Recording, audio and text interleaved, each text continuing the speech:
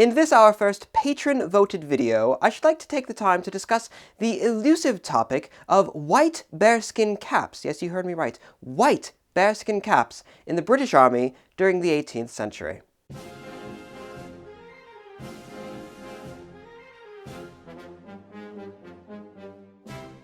Now, like I said, this was a very elusive topic. It was actually quite difficult, and this is why the video is so delayed, for me to find proper research to actually put together a video on the topic. Now, the journey, if you will, started with these paintings here by an Italian artist whose name I will not attempt to pronounce. His first name is Giuseppe, I can tell you that, but I'll have his name down below. Painted in 1771 of the 25th Regiment of Foot at Minorca. And while most of the uniforms that we see in these pieces are, fairly run-of-the-mill, rather what we would expect given the time period, there are two of the works in particular which feature in one a drummer and in another a fifer, each wearing white bearskin caps. And that is rather strange, isn't it? I've never before seen any other piece of artwork like this showing white bearskin caps in the British Army, and I had heard vague references and rumors before, but never anything really solid, so that's what started this whole journey. Now, the first and really only real-life example that I was able to find of white bearskin caps was this, of the Royal Scots Greys. Their kettle drummer actually does have a full and proper white bearskin cap. It also has a very interesting sort of a red frill circular design at the top. I'm not entirely sure what that would be referred to as, but they do have, the Royal Scots Greys had a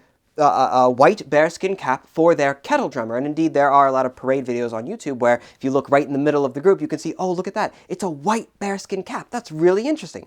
But it's a modern introduction is the thing. It's not from the 18th century.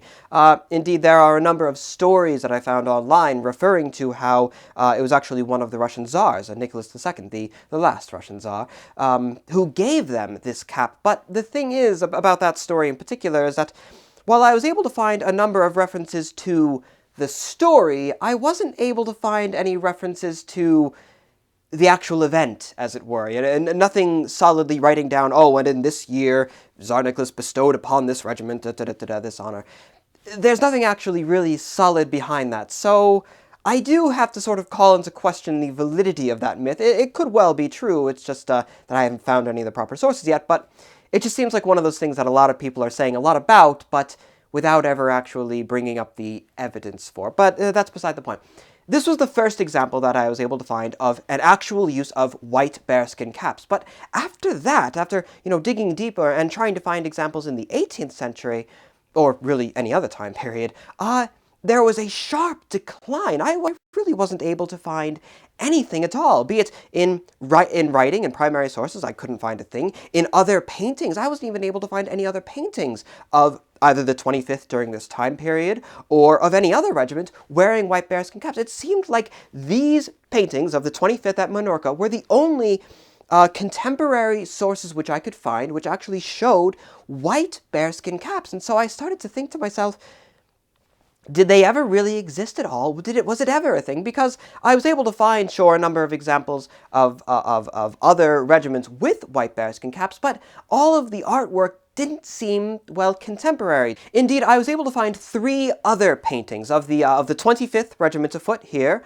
of the 30th Regiment of Foot, and of the 40th Regiment of Foot, where in every case you can see drummers with white bearskin caps, but none of these pieces of artwork seemed to me, or at least I don't think any of them are, from the 18th century. At least this one of the 40th certainly is. It is a very modern drawing by a modern artist, by Don Troiani. But aside from these 2 or 3 paintings from an Italian in the 18th century actually portraying what it is we're trying to talk about here, and these modern-day paintings, I was able to find nothing in between that actually talked about white bearskin caps, and that seemed very strange to me because, it's not exactly a common thing. You would think that if a regiment had white bearskin, that would be rather peculiar. It would be very interesting. It'd be the sort of thing that people would write about. And yet, it seemed so very quiet in the historical record. Again, I found no other paintings, contemporary paintings,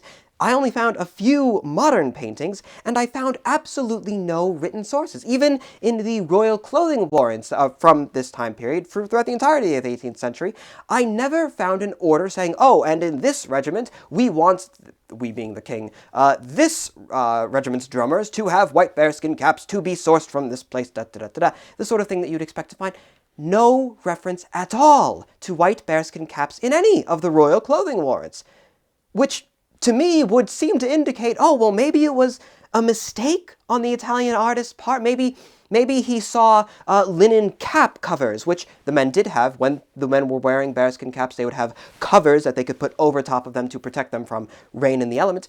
Maybe I'm thinking he saw some of these linen covers and just from a distance thought it looked like white bearskin. That's the sort of line of thinking that I was going for at the time.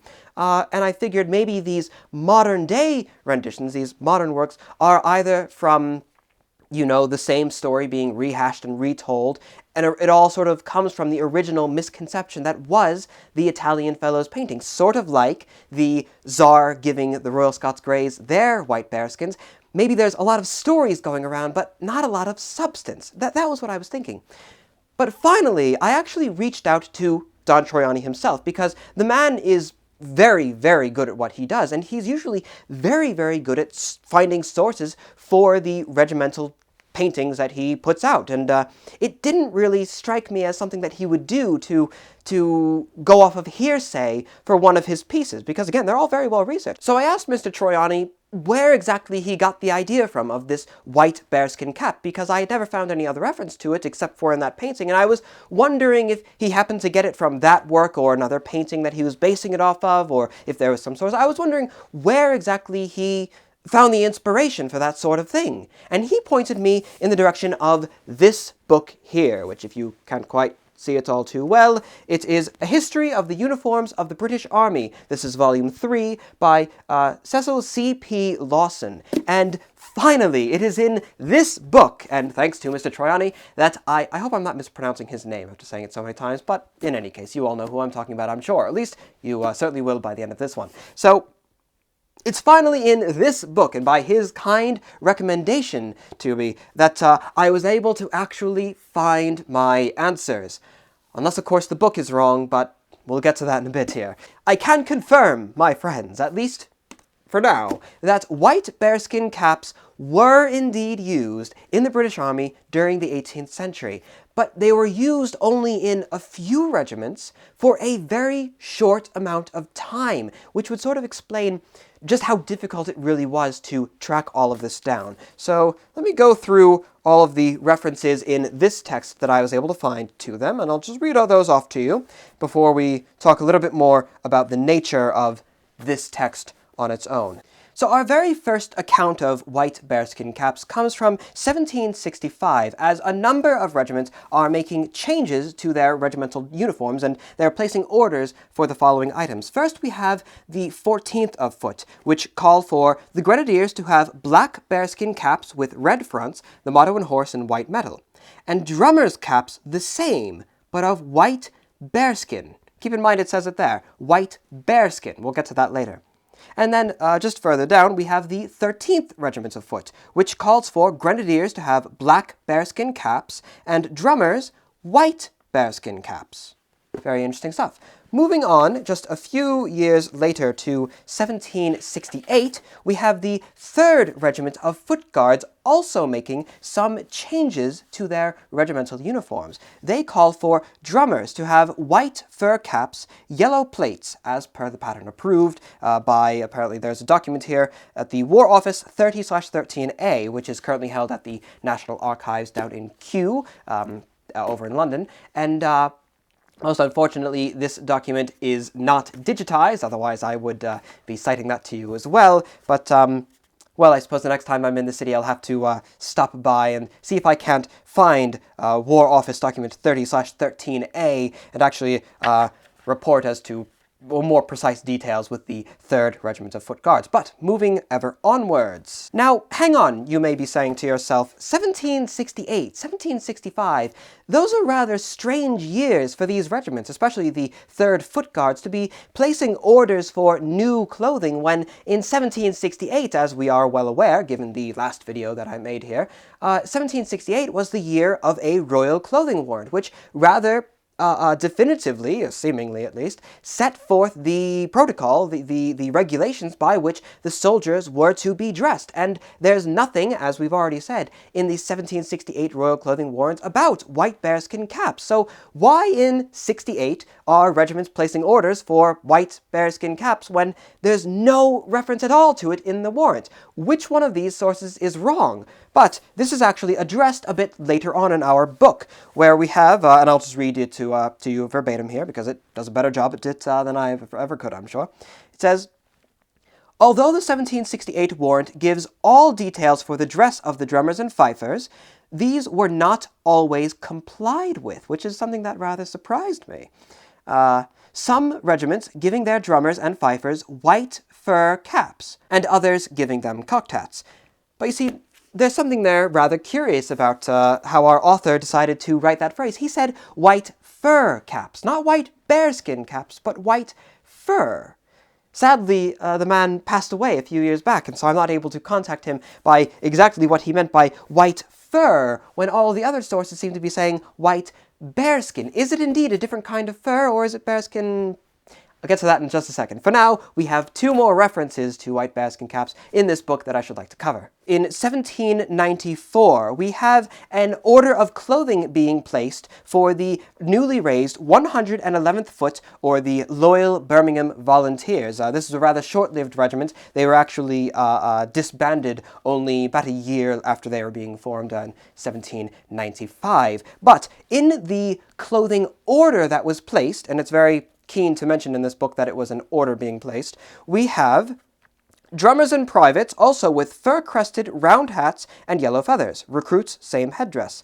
And also ordered for the regiment 2 white bearskin caps, yellow hackle plume, in parentheses, possibly for drummers. So, indeed, the author was unsure exactly why the 111th was ordering 2 white bearskin caps, but there is indeed a strong chance that it was for the 2 drummers, and I would be inclined to believe, given the examples in every other case that we have seen. So, the mid-1790s, that is indeed a very late date to be giving your men white bearskin caps, given the fact that there's rather been orders against that sort of thing for some time by this point. But there's also one last reference that I was able to find in this book to white bearskin caps in the British Army during this time period that I should like to discuss, because this one is certainly very peculiar, and that is to the, here we are, to the Grenadier Company of the 40th Regiment of Foot.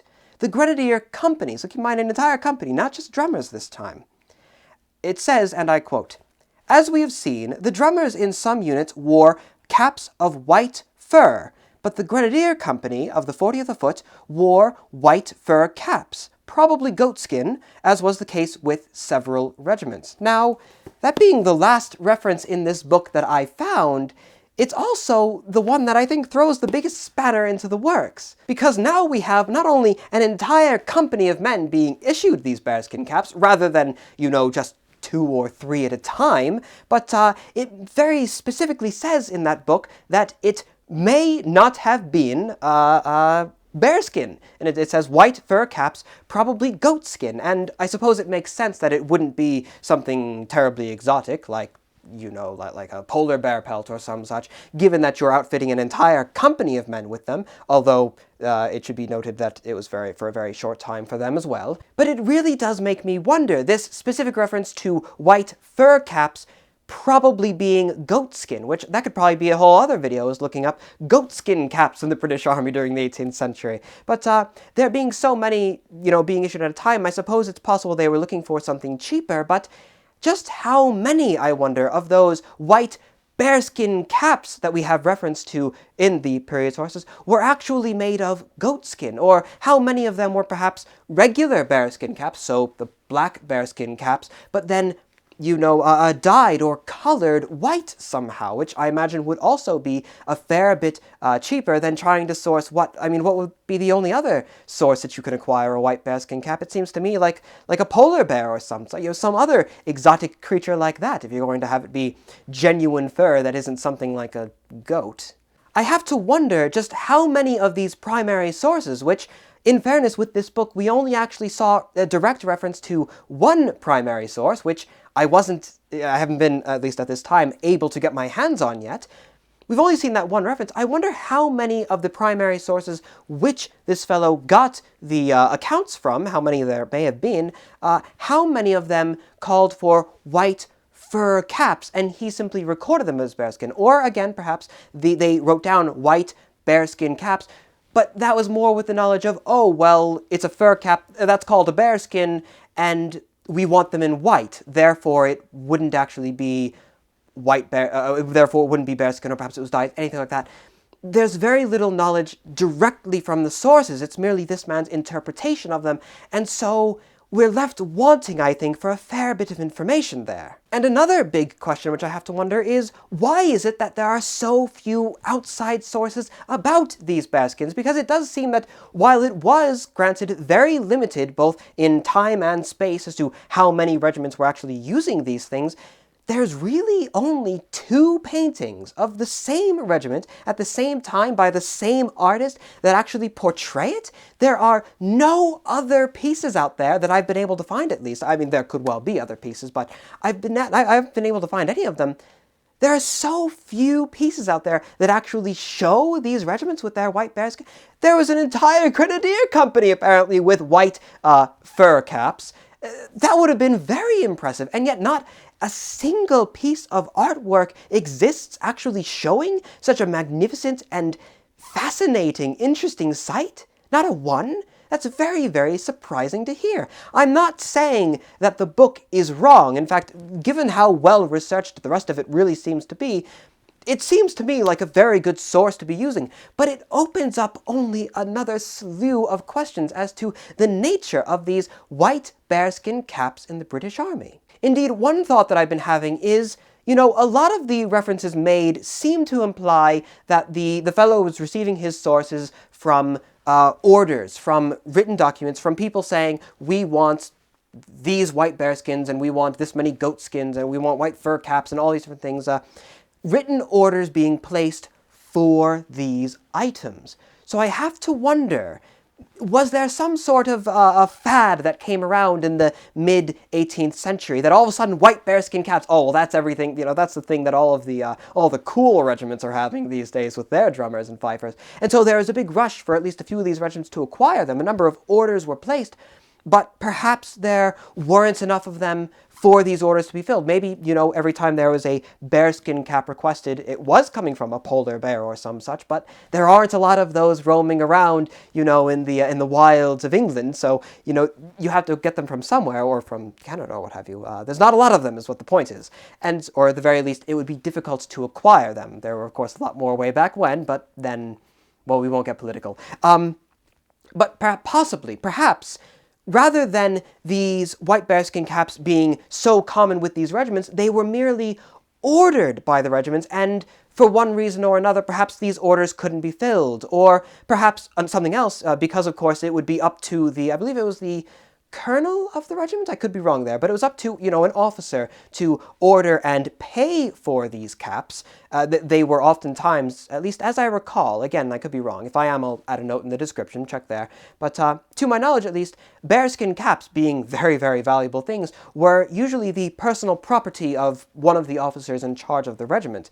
And if this was the case, maybe indeed they were acquired, but it was realized, well, these things are they're pretty rare, they're pretty expensive, they're pretty valuable. Let's just put them away and only ever use them when we really, really need to. And indeed, with regular bearskin caps on campaign out in the field, that was usually the case with just the black bearskin caps. The 23rd Regiment of Foot, the Royal Welsh Fusiliers, of which all of the Fusiliers wore bearskin caps, early on in the American War of Independence, they threw those things into warehouses, and they didn't actually see an awful lot of use in battle during that war. Again, because they were so very valuable, and of course they're heavy and they're warm and they're just a pain and all these different things.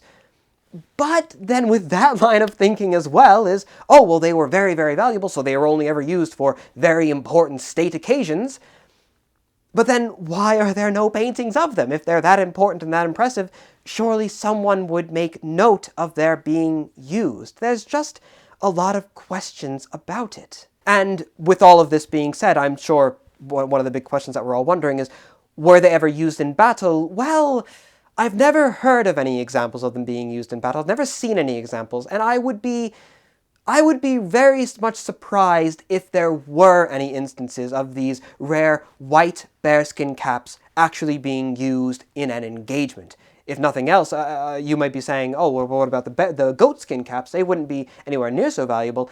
I think it is a lot more likely that they would be used in engagements. Again, the Grenadiers of the 40th Foot with their white fur caps. But again, if they were used in a battle sometime, I wonder if, the enemy might say something about it, because that would be kind of scary. If from a long distance away it looks like, oh, those are bearskins, but that's what? Oh my gosh, those are polar bears. That's even more expensive and valuable. These men must be the real thing. So I feel like, again, there would be some reference to it, but maybe that's just something that I haven't found yet. Perhaps it warrants some greater looking into the history of the 40th Regiment of Foot in particular, although, again, they were only ever even using those white caps for a short amount of time, so there may not have even been an opportunity to use them in a battle. And again, I would have expected some reference to it.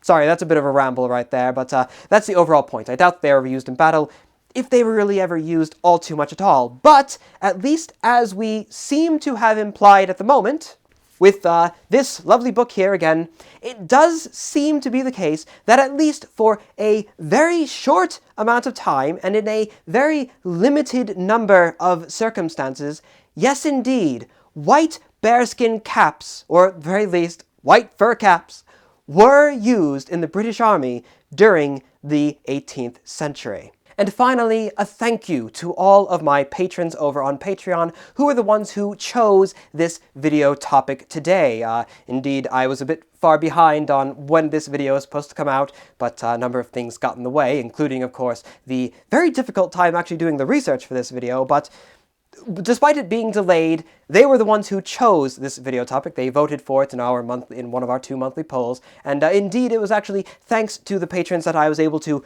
purchase the book, which actually made the video possible and didn't just result in me standing up here and saying, actually, I couldn't find anything, really. So thank you to all of them for that. Also, actually, for the, hopefully, lovely, we'll have to find out how the quality is when it's all put together, but for the new microphone, which hopefully should improve the quality of the videos a fair bit more going forward. And, well, yeah, so yes, thank you very much to all of them. And, of course, until the next time, all of my dear viewers, I am and I shall remain your most humble and obedient of servants.